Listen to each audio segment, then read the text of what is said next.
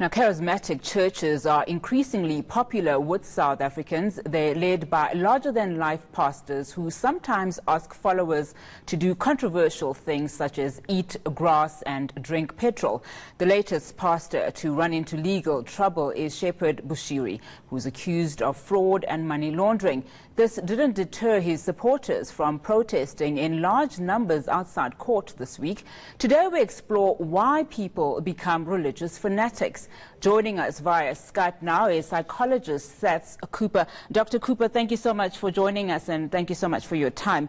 Now, Doctor, perhaps let's start here. You've been quoted as saying that church leaders, in this particular case of Prophet Bushiri, amongst others, that these kinds of leaders prey on the vulnerable. Now, if we had to look at it universally, fundamentally, what drives people to become religious or political fanatics, for that matter?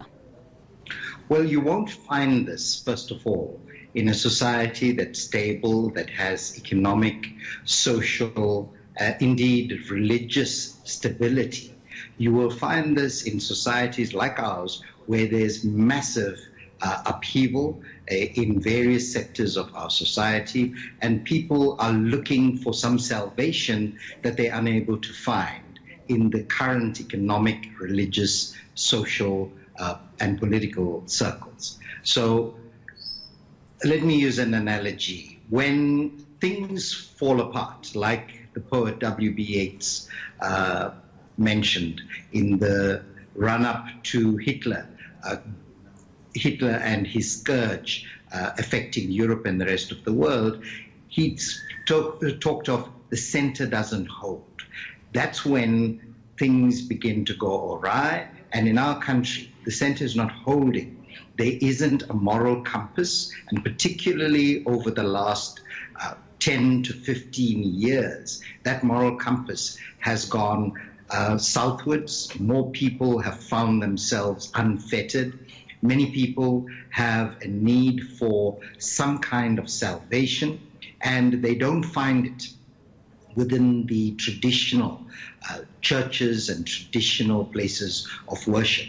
In this maelstrom, you find the likes of Omatoso, Bushiris, and others who do not pray for salvation without a cost. You have to pay huge amounts to go into those churches. So if they are truly people who are shepherding a flock to the brighter life according to the scriptures, they wouldn't be charging those exorbitant amounts, because salvation does not come through paying. Even Jesus had to deal with this in the synagogues. So I think a lot of people are looking for a better life economically and socially, and they want to feel different from the ordinary person who is racked down by insecurity and uncertainty, especially in the economic and social spheres. Many people don't have jobs,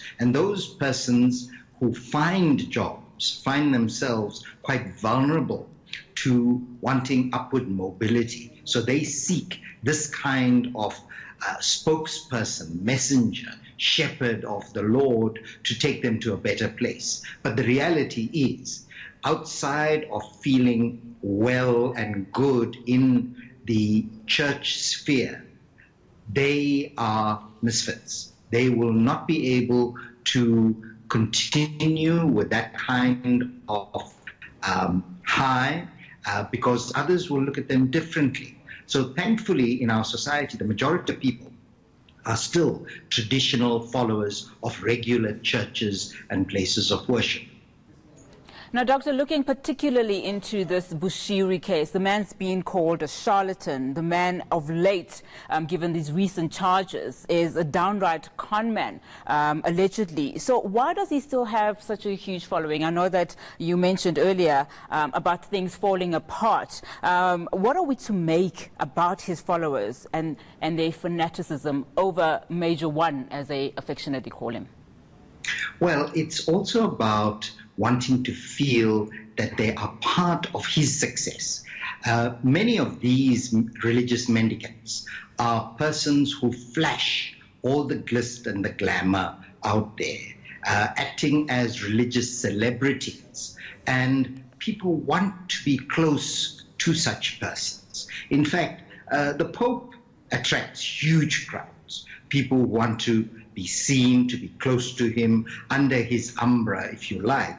And when such persons like Bushiri are near us, we want to be able to say, I touched him, or I was close to him, in order to feel that you have arrived, that the better life is there for you. It's people with a very narrow conception of well-being and achievement, because they want material salvation as well. So all the religious scriptures of taking care of your fellow human being your brothers, being your sisters' keepers, go out the window, because everyone is part of this selfishness of wanting it now, me, I, all the time. And Bushiri exudes that kind of material crassness. And people feel, especially as I said earlier, and you've mentioned,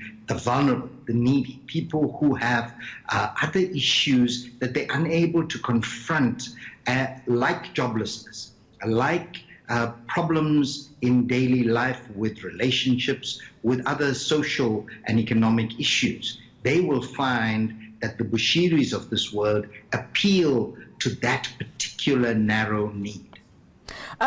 Doctor, on another matter now, let's look at Bushiri himself as an individual. He seems to have a zero, or he lacks responsibility in as far as accountability is concerned. I'll give you one example. Now, earlier, during a recent stampede, 3 people died at his church, and Bushiri distanced himself from the incidents. He refused to be held accountable. And in fact, speaking at a press conference on Friday, his spokesperson, who's also a congregant at the church, said at the time that there has been an incorrect tendency to conflate the person, who is Bushiri, of Prophet Shepherd Bushiri and the ECG Church. But they're one and the same thing. Why is it that people like the Bushiris of the world, like the Omotosos of the world, do not take responsibility and accountability for their actions? Well, simply because he can't. He does not have a conscience. He is seemingly a narcissist. He wants adulation. He wants a massive admiration, and has that need to be to have people fawning over him. But the moment he has to take responsibility for that relationship, that admiration, if it goes wrong, like in this instance, he distances himself, because this kind of person is antisocial. They're very sociable, they're very personable, but at the same time cannot accept that responsibility that society requires of us. And he's then able to jump over those hoops by claiming that he's a messenger of God, almost as if he's helicoptering down from heaven. Mere mortals cause their own downfall, forgetting that he's responsible for those people in that stampede or doing things. So a lot of them can send out their followers, their disciples, as we've seen in the Ngobo 7 Angels case, to do things against their own well-being, against their own rational being. So all their rational thought gets suspended because it's filled now with the Bushiri thought, with the 7 Angels thought, with the Omotoso's thought. All right, it's clear that these charlatans, or so-called charlatans as they're called, will not stop here. So what do we do then to these potential followers that will be prey to the likes of the Bushiris of the world? You mentioned earlier that when things fall apart, this is the kind of behavior that we start seeing. So obviously, how do we then instill hope back into the people so they don't fall prey and they're not victims in these sorts of religious cults, dare I say? Well, I think it's time that leadership at all levels in our society, religious, political, corporate, cultural, community leaders, stand up and become the role models they ought to be, ensuring that the past that we seem to be coming out of, that apartheid past, and layered on it the Zuma past, goes away, and people realize that the cult following of an individual who then turns around and says, Ngenzeni, is stopped. We hold everyone accountable, and I think the current dispensation under President Ramaphosa seems to offer that. It means that we need to put our shoulders to the wheel to ensure that the future that we want happens with our agency, not handing it over to somebody else to abuse. Thank you so much, Dr. Cooper. That's where we have to leave it. Thank you for unpacking that very complex topic for us. That was Saths Cooper.